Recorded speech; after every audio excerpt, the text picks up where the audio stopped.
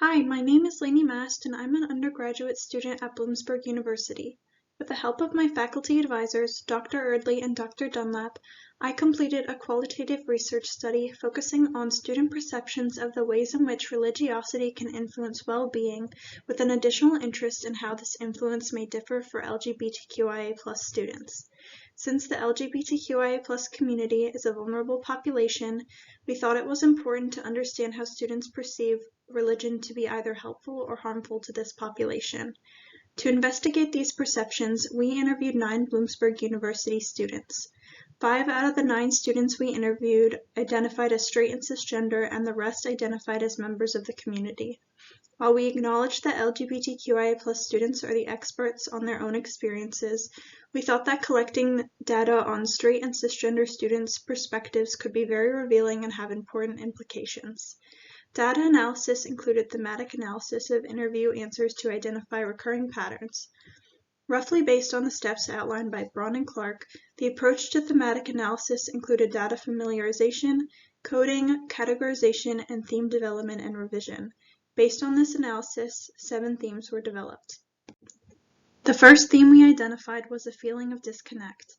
When asked about religious experiences on campus, many students remarked that they haven't had many or any at all. Even when there was involvement, it was not particularly impactful. Second, participant narratives revealed an association between religion and negative experiences, which varied widely in severity, ranging from religious experiences being perceived as awkward to traumatic. Every participant could recall a time in which religion was connected to negative feelings. The third theme was community and social connection. When asked to consider the positive aspects of religion, social and relational aspects were brought up often. These positive aspects included providing a sense of community, a support network, and generally positive social interactions. The fourth theme involved the concept of direction. Various aspects of religion, both doctrine and a personal relationship with a higher power, were identified by participants as being guiding forces in their lives and/or the lives of others. Importantly, our fifth theme was characterized by recognition of religion's power.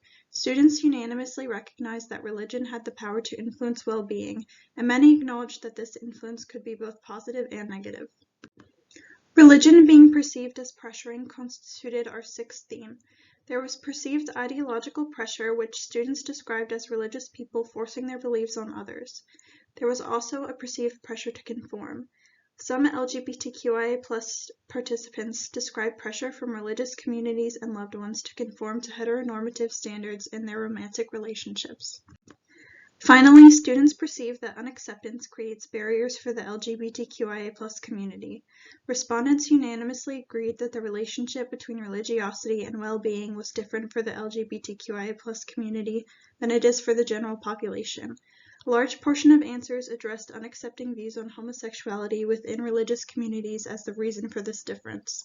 Unaccepting messages were identified as being harmful to well-being and prevented LGBTQIA+ community members from accessing the protective aspects of religion to the fullest extent possible. The themes developed have several important implications. Student perceptions and a survey of the literature suggest that for religion to best benefit the LGBTQIA+ community, religious organizations and communities should be fully accepting and not critical of LGBTQIA+ identities. Additionally, clinicians working with college students, especially those who identify as members of the community, should recognize that religion can exert complex, dual influences in clients' lives and refrain from making assumptions regarding faith and religiosity.